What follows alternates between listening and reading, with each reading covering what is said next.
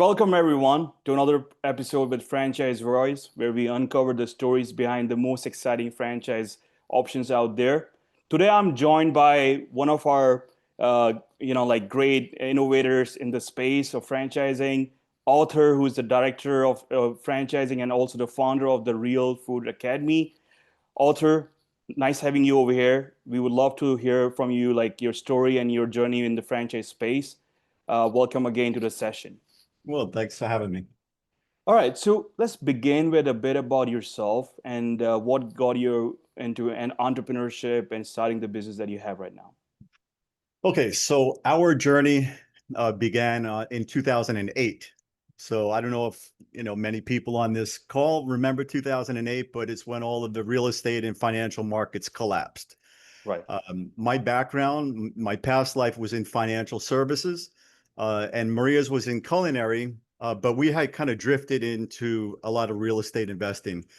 And so when we lost everything, and I mean, we literally lost everything in 2008, we filed bankruptcy. We didn't really know what we were going to do.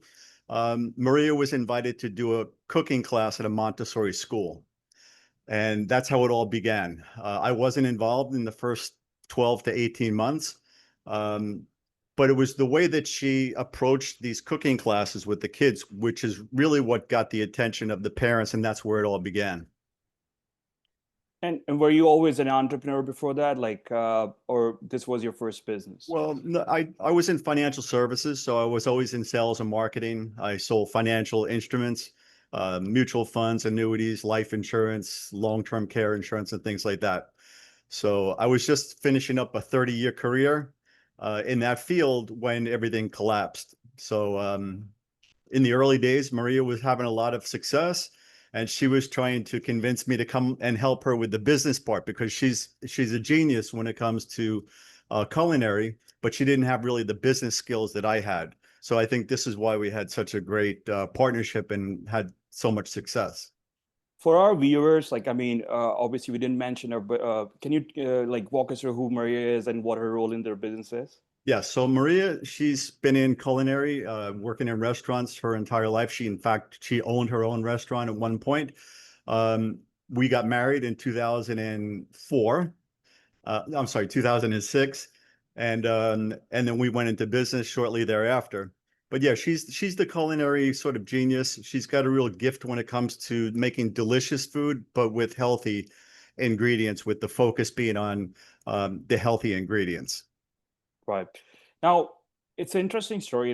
You started the business right where the financial crisis was going. Like there was a lot of things going at the period, and starting a business or pivoting your roles as someone who's in a job. Like jobs, I feel like are more somewhat of like it gives a certain amount of comfort to a person because you're working for someone. You're not looking into each and everything that goes into the business.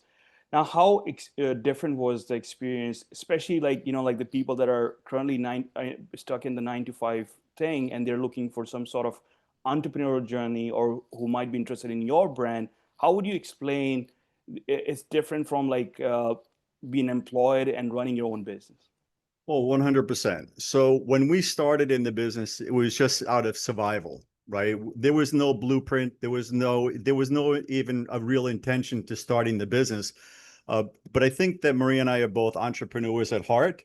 So what started out to be a total accident turned into a thriving business, right? Through a lot of trial and error. And it's because of our entrepreneur nature, right? It was just like try something, and if it worked, we would keep it and scale it and make a process out of it. And if it didn't work, we would just put it to the side and try something else.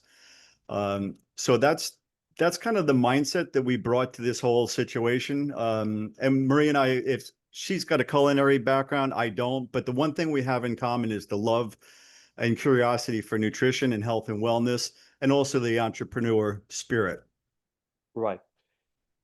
I've noticed like a lot of your business, like especially I was going through your FTDs and like some of the information that you have shared with us. One of the things that I've noticed, especially in your business, is like a lot of that has to do with the community drivenness to it, and it Yeah. also, like there's like a bit of aspect of like where is it education, also Yes. there's like a community driven aspect to it. So Yeah. so how did that come into the picture? Yeah. So for one thing, Maria and I both, we're like a people person, right? We Right. love people. So that's part of the equation, right? So somebody who's listening to this, if they're the type of person they like to be around other people, they enjoy children, this is part of the process. Um, I just lost my train of thought. What was the original question? So in terms of like community and like Yes. education, seems like Yeah. these two aspects, like food education and like Yeah. driving the business around the community side of things, like Right. so what was like the reason like this became like a really big major part of your business? Well, yeah, so that's what I was starting to say. So being around people love to be around Maria, right? So there was the fun component of it. There was the culinary entertainment portion of it, right? So when you have a kid's birthday party, for example, one of the services that we have, the kids are all going to have a blast, and all the parents that are at that party, they want to come back. So maybe they're going to say, do you do adult parties and do you do adult cooking classes and things like that? So there's an enormous amount of cross-selling that goes on with our business. You know, we have winter camp coming up, we have gingerbread house classes coming up, and there's always a reason for somebody to come back.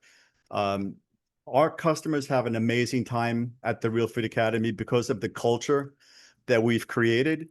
There's a wonderful energy in our place, and people are always looking for what's the next event that I can come to, whether it's a kid's cooking class or birthday party or whatever the case.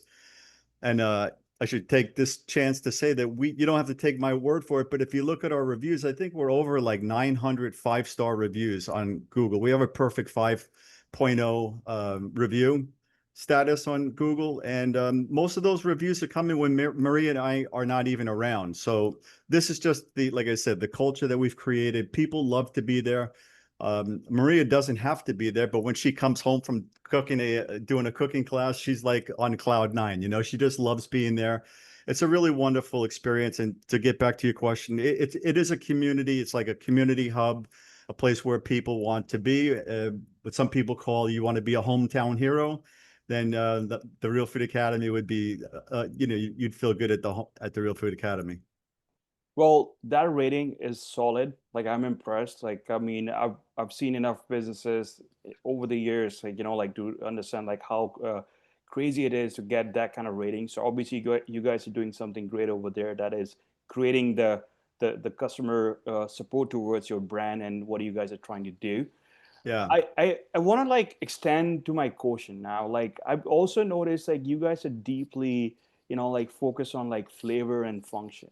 How did you balance the creative side of cooking with the science of nutrition when shaping this concept? Yeah, that's a great question. So when we started this company, I should say when Maria started the company, we were working with just kids, right? So flavor had to be part of the equation, right? Uh, so if you're going to show a kid a healthier way to eat whatever that dish is that they're eating, it has to be delicious to the kid. So that was part of the equation from the very beginning.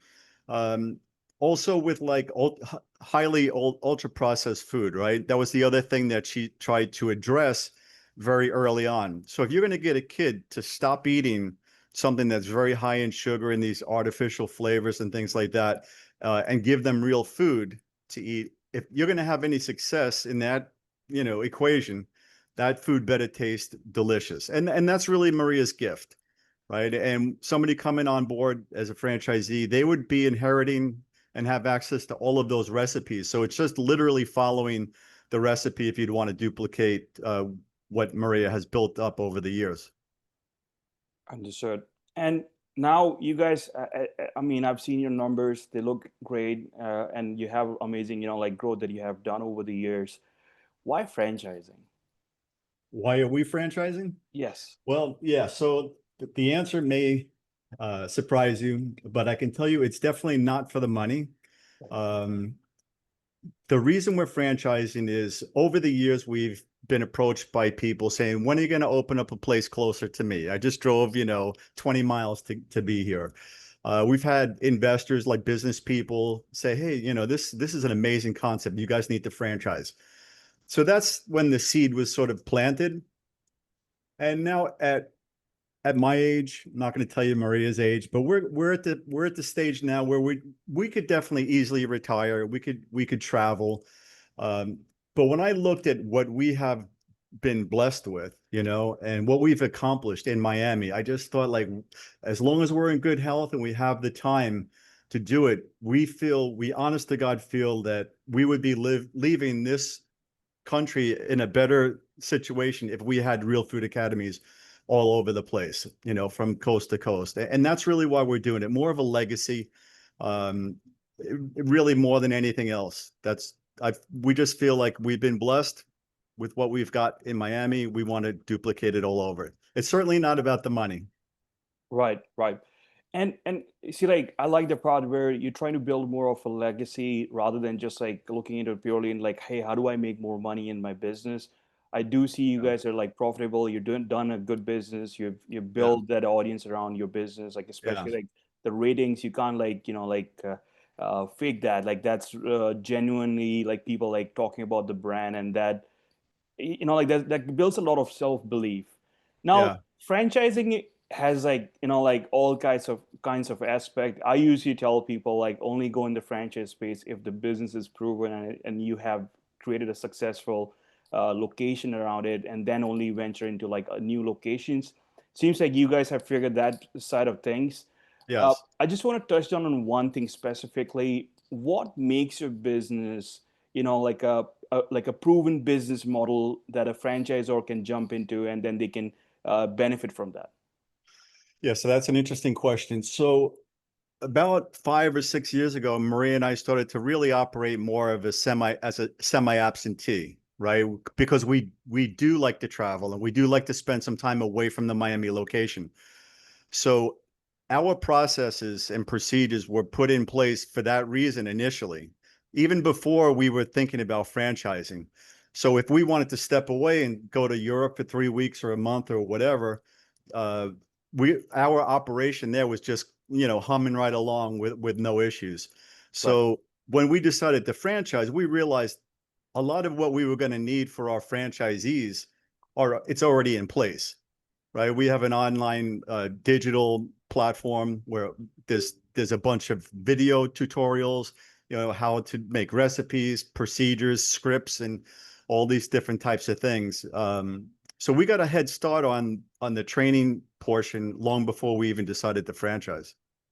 Right. So seems like you guys have automated it, and you, as a part of your what you were explaining earlier, you that came into the picture, like the automation was working and operationally in terms of like what Yeah, you guys have built yeah, without you guys being there to like look into each and day-to-day operation that is out there. that's right.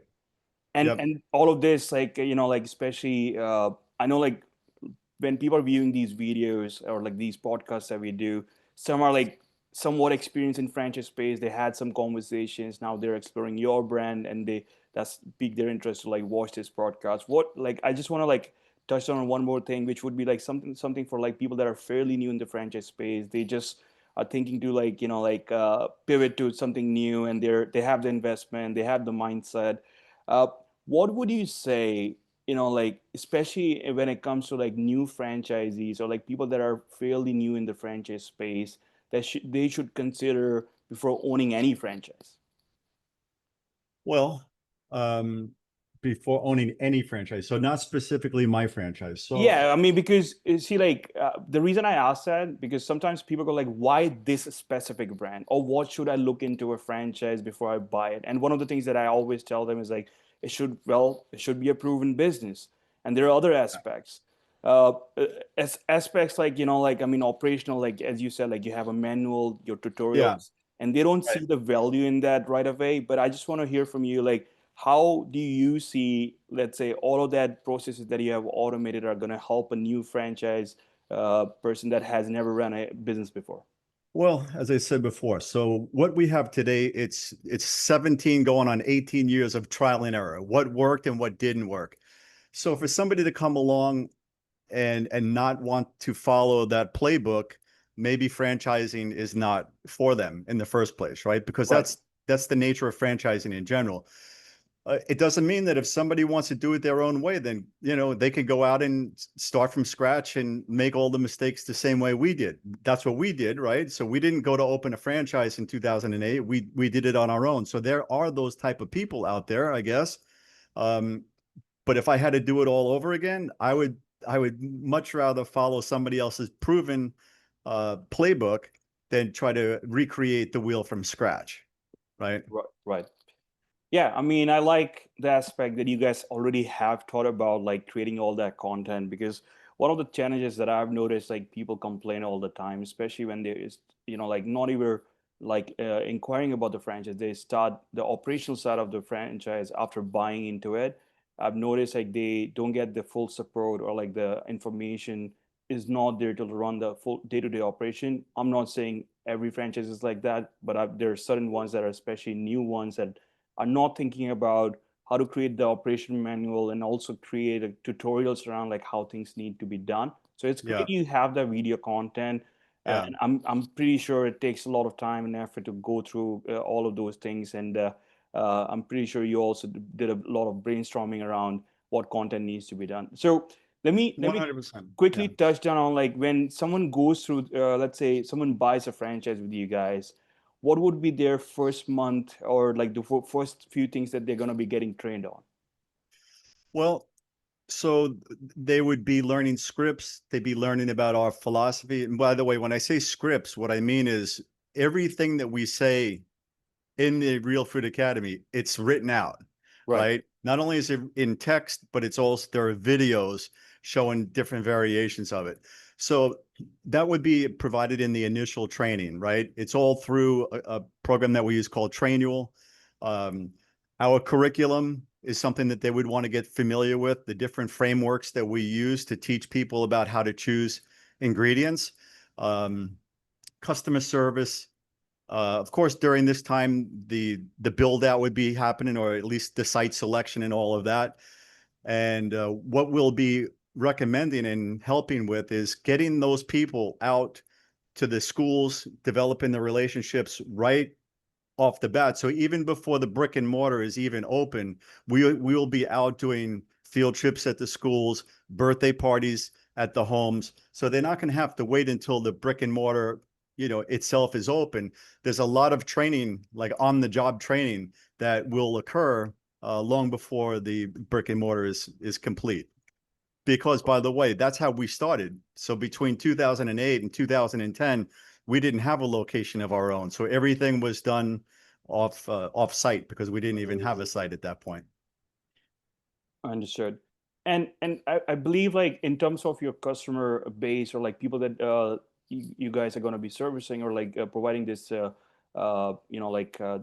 all the courses and the classes that you guys do. I noticed like you guys do this with like there's a reach with the kids, families, and adults. Is that the Yeah. case? Like who are the all the clientels, or like people that are getting involved in your classes? So we have a wide variety of clientele, right? The kids start in our cooking classes as young as 5. Sometimes we make an exception, go a little bit younger, depending on the kid, right? So 5 years old is when they start. We work with teenagers. We have teenage programs. We work with adults. We work with seniors, even, right? We go to different senior centers. We did a lot more of that before COVID, but we still have a fair amount that we do with seniors. They come into our place, they have groups and things like that.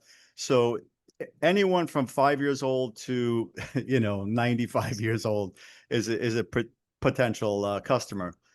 And then I should mention that we also do B2B, right? B2B is a part of our business model. So there are companies that want to do what's called a team building event, right? They do different activities, and cooking is a very popular team building event. It's a big part of our business, actually. I was actually going to come to that part, because B2B, I mean, especially like the classes that you guys have, like I can imagine how they would contribute towards team building. And like companies are Yeah. always looking for like places like escape rooms, or like team activities, or like any type Yep. of thing that could be done together, just to build like, especially like if you are hiring a lot of new guys, you need to Right. build that team Yeah. thing going on over there. So what are the things that you notice really, like especially what kind of transformations are you seeing these people see after attending your classes? So I'd have to start by talking about the kids again, because this is what put the Real Food Academy on the map in the first place. So the first thing that Maria noticed early on was the kids were just eating this ultra processed junk, right? Right. And this goes against, who we are as people. So it was the first thing she started to do is sound the alarm to this really dangerous food that's making people sick and causing all of this chronic disease that we have in this country. Now, Maria was having much greater success getting kids to say no to ultra processed food than their parents. So what was happening, let's just say the kid is going food shopping with the mother, and the kid is literally taking the cereal box out of the cart and reading the ingredients to the mom and saying, Chef Maria says we shouldn't be eating this. And so that was happening on a very regular basis. And any parent that has a child that is starting to make choices like that is going to get the attention and the feedback. And that's the first thing we started noticing is Maria's getting phone calls and emails, reviews saying, I can't believe, I don't know what you did to get my kid to start eating healthy, but these are the most important transformations that we've seen. And then that carries over to adults as well. So people really don't know how to make healthy or smart food choices, right? They just don't. And we know that because if you look at the statistics, right, chronic disease is really bad. And it's getting worse, between cancer and heart disease and diabetes and dementia and all of these things are directly related to the food that we're eating. So when people come in and Maria's, walking them through the curriculum, putting together delicious food, people feel better. They're getting off medications. I'm not going to make any medical claims here, right? But the truth of the matter is that when people start to make smarter choices when it comes to their food, they feel better, and their chronic diseases start to improve, right? Um, so these are the claims, these are the transformations that really, this is, you asked me the question before, you said, why franchising? Yes. So to see these kind of transformations happening over the last 17, 18 years, we almost feel like an obligation, right? To take what we have in Miami and bring it to, other states all over the country. Would you say that is also your mission to like have create a healthier communities around yourself? 100%, 100%. Because the way Maria and I feel about this subject is you could have all the money in the world, right? You could be the best looking, you could be the coolest person with the greatest car. You can have all of these things, but the moment that you have a health problem, none of that stuff matters at all. So we've always, like, when we met, in 2004, it's the one thing that we had in common that kind of brought us together was this appreciation for health and wellness and nutrition, right? And we've never lost sight of that. That is something that we've always kept as sort of our North Star. And that's why I said to you that we're not doing this for the money. We're doing this because of what we're actually able to accomplish in people's lives. So people who feel that way, like a purpose-driven type of person, somebody who, like, this resonates with them. They're like, you know what? I really love what they're doing. If that person wants to be involved with the Real Food Academy, a purpose-driven type of individual would be a great fit for what we do. That's amazing that what you guys do. Like I honestly like not just because we're doing this broadcast. I feel like I need to get an experience of your one of your classes myself because Yeah. I recently started to like transform like our like my eating habits. I realized like a lot of things that I was eating was processed, like not healthy. Like Yeah. I lost someone very close to my family that passed away due to cancer, and then one of the things that I realized while going through that process was like eating habits contribute to like our health, and a lot of things that we eat we're not educated on what are the Oh, side effects of those food items are. Now exactly. Yeah. one thing that you just touched down on in the very end was like the ideal franchisee that you guys are looking for, or who's going to be a Yeah. good fit for you guys. Yeah. Let's talk a bit more about that. What would you say 4 or 5 qualities or an ideal fit for your franchise would be when it comes to like someone who's trying to inquire with you guys? Yeah. So I always say husband and wife team, right? Obviously, because this has been the greatest blessing of our life is being able to work together. So husband and wife would be a great type of candidate. Anybody who's interested in health and wellness, right? If somebody's kind of drawn to the health and wellness category, this is a brand that you have to take a look at, because not only are we in health and wellness, but we're addressing the core problems of chronic disease, right? We're getting to the root cause. So there are a lot of amazing and interesting brands in the health and wellness space, but I don't think there's any brand that's got a more important role in that category. So health and wellness, somebody's interested in that, I say definitely. I mentioned purpose driven. Somebody likes food, that wants the food category, but not necessarily a restaurant, right? Right. Because a restaurant business model is entirely different. There's a lot of pressures associated with the, restaurant business. The margins are a lot different.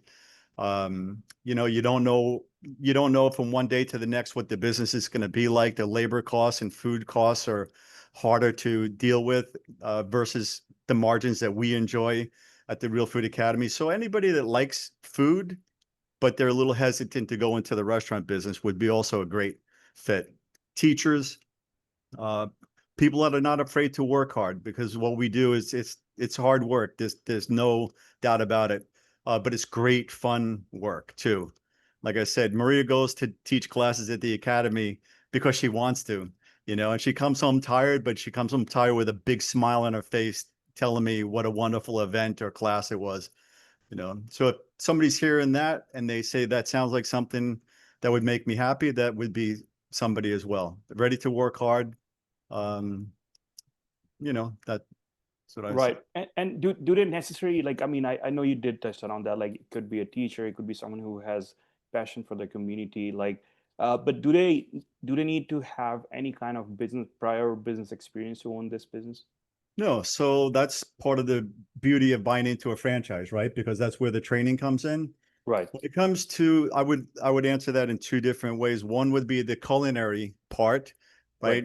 And so we will assess people one at a time to see if this is the kind of person that should be able to do classes on their own, or if we would recommend that they brought in a chef to do certain, like the adult cooking classes would require a little bit more skills.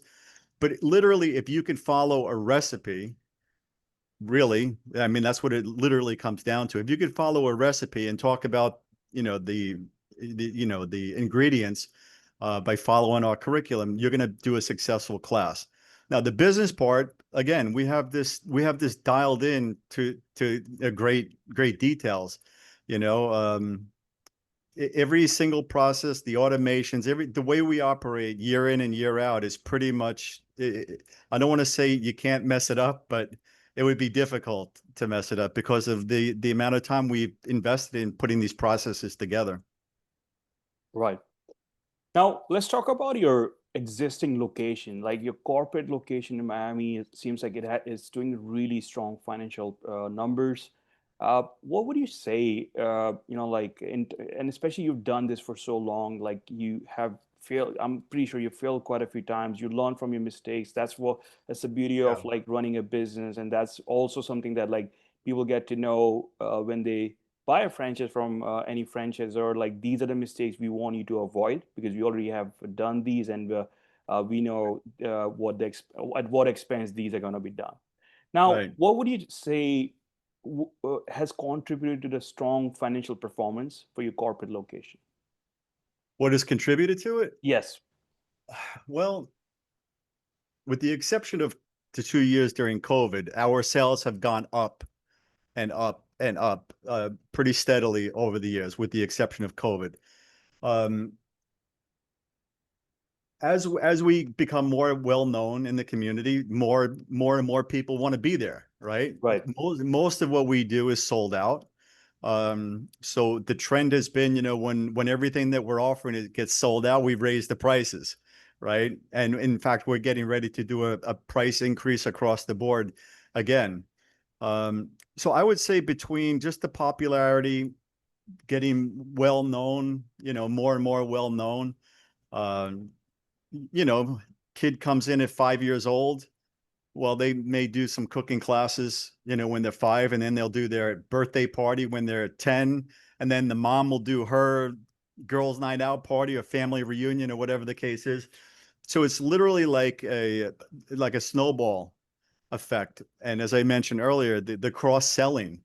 So, Right. so the more we get known, the more people want to come and do some sort of an event with us. Right. You touched on a bit earlier on, like that your concepts kind of like works with B2B and B2C audience. Now, did we? I mean, if you want to add anything to other than what we have spoken earlier, like in terms of, seems like there are different multi-revenue streams that you guys have created, from Hmm. classes to campus to like Yeah. corporate events. Uh, what would you say is driving the most results for you guys, or is it like a mixed numbers across all the streams that you have Yeah. right now? It's very much mixed. So our income comes in a lot of different ways. So for example, like the kids' birthday parties, right? That's a year round, right? 12 months out of the year. We do 2 on Saturday and 2 on Sunday, almost every single weekend of the year. Um, Summer camp gives us the greatest amount of income in the shortest period of time. So over the course of 12 weeks in the summer, we have a sold out summer camp, and it has sold out for 10 straight years. So every single seat, every single week of the summer is sold out. We raised the price 2 years ago. It's sold out again. So we're going to raise the price again. So that's where we earn a lot of money in a short period of time. And then there's, winter camp, there's the adult cooking classes, team building events. So it's really coming in a lot of different, directions. Some comes in steady week in and week out, like the kids cooking classes, kids birthday parties, and some come in a lot in one short season, like summer camp.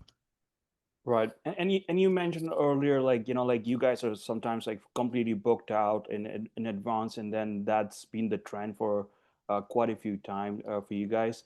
What technology play do you guys use right now? Like how much of that goes to the new franchisees they're gonna be buying into? Like, are you providing all the booking systems and everything? 100%. Yeah, that's a really insightful question, actually. It's something I always forget to talk about, but this is something I think I'm most proud of, is we have our, not to get too technical, but our APIs, where we have our booking calendar. Somebody will go to the booking calendar, they'll make a deposit for a party or pay for a class or a camp. That information is sent over to our CRM, and then we get them into various different automations, whether it's a, food allergy, somebody can't eat X, Y, and Z ingredient or whatever, a final head count. We'll get an estimated number of people attending the party initially during the booking, just to give us a sense, is this going to be a really huge event or it's going to be a smaller event? Then we get a final head count just a couple of days before the party, which is what their billing will be based on.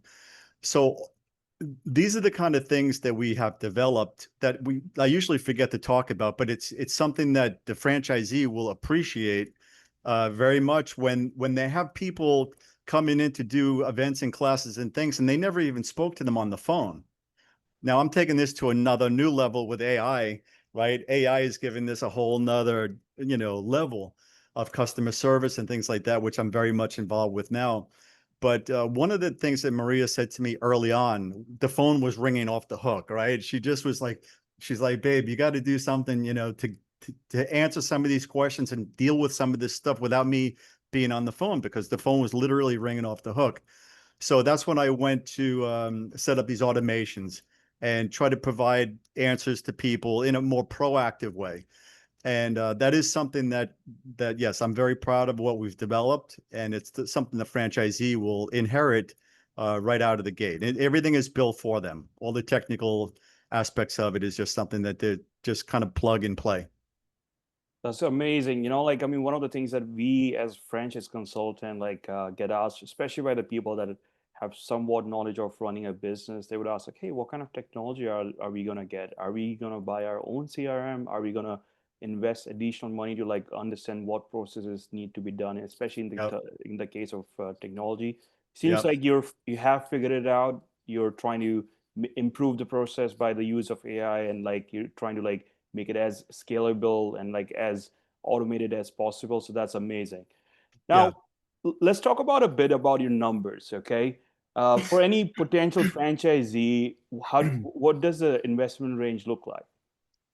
Roughly 300 to 500, roughly in that ballpark. I think it's 311 to 530, something like that. And of course, a brick and mortar, I think, is going to be somewhere in that range, depending on the size. Um, yeah. And what kind of like and I hate to ask this question because sometimes like it's like like there are a number of things that you have to consider. But if someone runs a business with all the processes that you guys have set up, they're following the rules and regulations, they're following like your concepts and the things that you have prepared for them, what kind of like timeline would you say where the business would for an individual would become profitable? Well, again, just because we're starting right now, this would be a guess, right? But our goal is to get somebody cash flow break even before 12 months. This is going to be our goal. Um, Again, without having experience, franchisees to point to, it's just a guess on our part. The Right. only thing, the most honest way for me to answer that question, though, is that Maria and I, our highest priority is to get those franchisees up and running and profitable and happy as soon as possible, right? Because they're going to be our future validation, right? We don't have any obligations to be in Miami. So we are going to literally be like living with these franchisees and giving them as, maximum support, for the obvious reasons, right? I even mentioned to you before, we'll be out there developing relationships with the school, doing birthday parties mobily and things like that. So to answer your question kind of a roundabout way, I would say 10 months or 12 months would be our goal to get them breaking even. Well, that actually industry wide, if based on my experience, seems pretty solid. Especially like like for people that are watching this, I can tell you this from years of experience. Like I've worked in the franchise space for over 10 years, and one of the things that I've noticed is like not many franchisors, even like with respect to how big or small they are, they're not gonna go like give you a full hands-off experience or like try to like help you with the sales as well or like try to build those relationships for you. So that's Yeah. something very considerate, and I feel like Okay. that's something like a lot of franchisors do not provide because they want to like they're more busy on selling the like they all have targets, right? Like I mean I've noticed like, and Right. people should have targets. I feel like that's very important in any business. I mean at the Yeah. end of the day, you want to be profitable, you want to make money for yourself and the people that work for you, but it's also very important like how much of support is out there from the franchisor or the corporate office.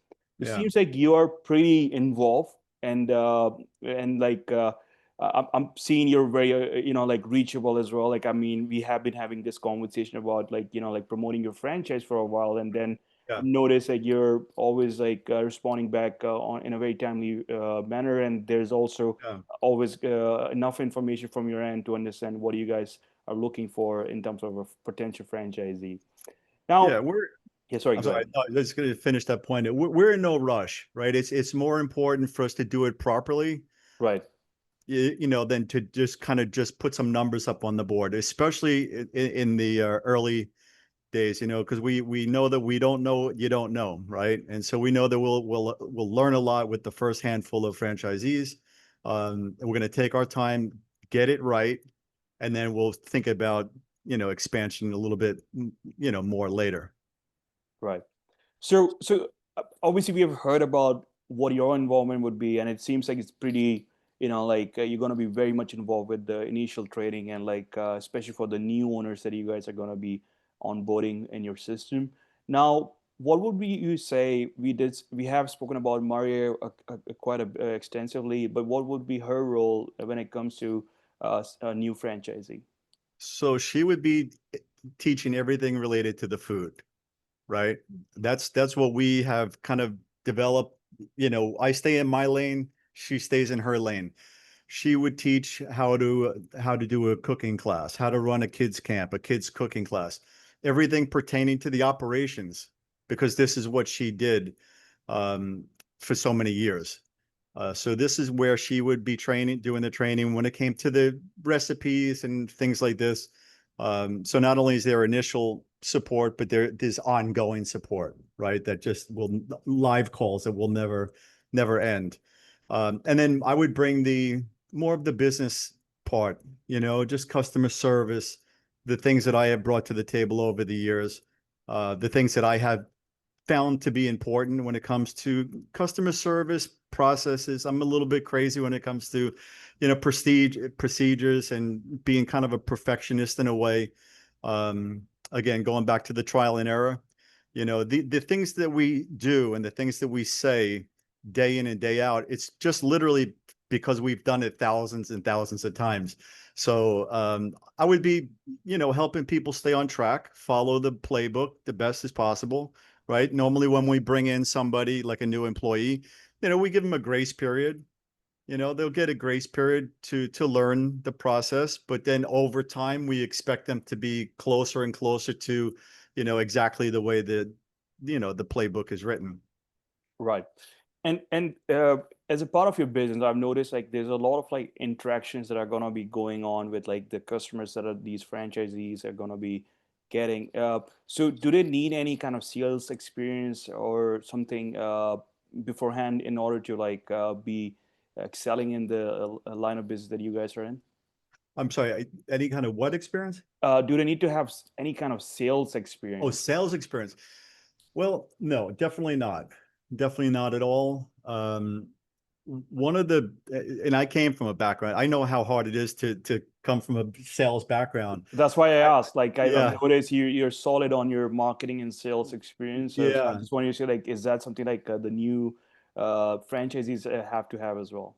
So one of the beautiful things about the Real Food Academy is there's little to no competition. So if you're doing cooking classes for kids, you're going to already have a pretty good chance of being like in the first page of Google, right? Now you're teaching kids how to eat healthy. On top of that, uh, you're pretty much the only game in town. You're not selling anybody anything. You're just providing an incredible service, right? And let me give you the example. So if you do a kid's birthday party, right, you have 25 kids attend that party. All 25 kids have the best time of their life. They've never done anything like it before, right? Because we created these programs. So we know that nobody else is doing anything similar to what we're doing. So now all of those 24 other kids, the one that was not the birthday boy or birthday girl, they all want to have their birthday party, So then it's saying, Mom, Dad, I want to do my party here, right? So now you have all of those kids that are going to be coming back for their own birthday party. I can't tell you how many times I've had kids come up to me and say, this is my fifth birthday party here, right? And then the parents of those kids, they just experienced something that they've never experienced before. They see how professionally run our operation is. So now the mom is coming saying, hey, we're going to have a family reunion coming up. Can we do it here? Or whatever the case is, right? So this is the beautiful part about the Real Food Academy. I don't want to make it sound like it's magic, like you don't have to work or even think about it, but there is a lot of that cross-selling going on. So if you do a proper grand opening, which we would, right? Obviously, and you get people to attend, there's going to be an automatic, desire for people to be back in that place. So there's very little, if any, sales skills needed for the Real Food Academy. I really like the part where like you get them involved very young, and that is a Yeah. big driver long term because I did a case study recently on McDonald's, and like one of the key reasons McDonald's has grown the way it has grown is like because they do a lot of neuro marketing, and they do that on the kids, like those happy meals, like kids would Yes. buy it and then they would grow older, then they just like somewhat are engaging back with the brand. And I Yeah. see a lot of that happening in your brand as well, because as they go and get the experience, then they would tell their friends and family, and then there's a lot of word of mouth, obviously happening over there. How much of that would you say, especially in terms of your marketing, is it moreover like paid advertisement or social media, or is it like word of mouth? How the marketing side of things are looking right now? So we do a lot of social media, right? Right. Obviously, because that's, you put a chef hat on a kid and with a big smile on his face, having fun with his friends, that sells a lot, right? We have a lot, I think, of over 10, 12,000 people following us on Instagram. So yes, that's something we do on a regular basis. We're always capturing video and images and putting it up on social media. We do very little advertising. We do some, mostly for the summer camp, because we want to make sure, because there's so much money on at stake during the summertime. We do run some ads in parent magazines, summer camp guides, and things like that. Also for the winter camp, we just don't want to leave any money on the table, right? So we make sure that we invest in certain things. We do certain publications, people that we've gotten to know over the years. They just run our birthday party ads, but it's not a big part of our budget, to be honest. We don't rely on our advertising. As a matter of fact, there was a few years ago that I was spending more and more on advertising, and I was thinking, do I really need to be doing all of this advertising? So I started to get rid of, certain publications and started spending less money and less money and less money on advertising, and our sales did not go down.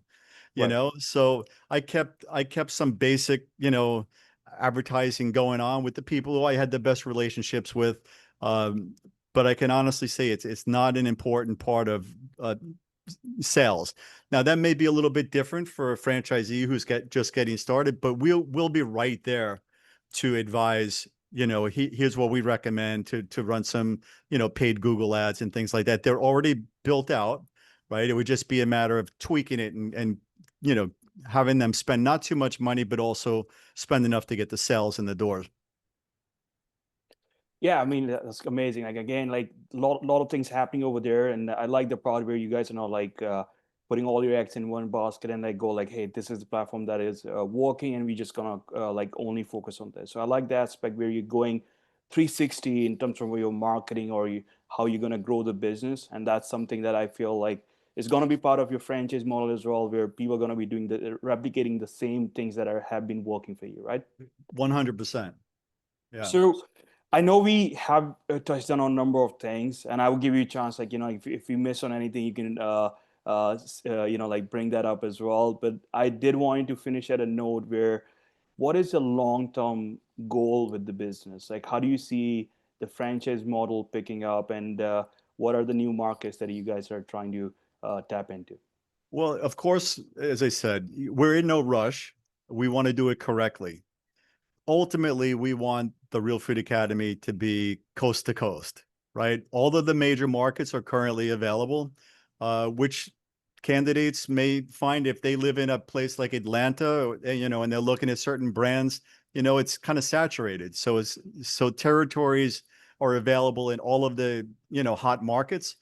Um, Ultimately, that's our goal. We're not registered in every state. We're not registered in California and New York and a handful of registration states, but we are registered. We're ready to work in every other state, right, including Florida. So if we could do our first handful in Florida, that would be great. Um, but it really doesn't matter if somebody's in Dallas, Texas, or if they're in Fort Lauderdale. We are going to be supporting them. That's our number one priority. Right. Well, I really enjoyed having the conversation today that we had, and you gave a lot of good pointers. Like, I mean, not just like what do you guys do? Like, I mean, there was a lot of learning over there as well. Like, I mean, you said you have done this for over 17, 18 years. That's a journey, and now you guys are trying to like create a purpose-driven franchising uh, Right. rather than just like, like, hey, like I'm here only to make money, but seems like you're looking at the sustainability part of it. How do we build a brand that is enjoyable and like people would like, like still in the process would make money? So Right. thanks again, and thanks for joining us on Franchise Voice. Like we would be sharing some information about your brand on our website. People that want Okay. to learn more about what Arthur's companies does, or like how you guys can like connect with them.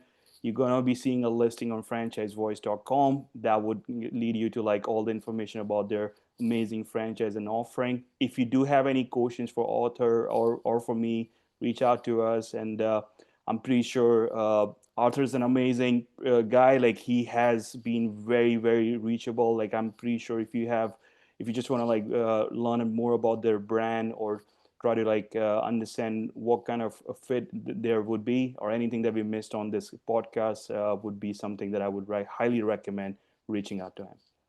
All right, thanks again, Arthur, and Thank you, Kabir. Thank you so much. you have a great day. And I would say this, like, I mean, we definitely missed Maria on this podcast. Maybe like once you guys expand in new markets, we would love to have her, and then We'll do it uh, again. maybe bring a franchisee next time and Okay. share let them share their story as well. We'd That would love be to. something that would be always great to like, like new guys that are looking into like franchise Sure. options. They would be learning a lot. 100%. I All look right. forward to that.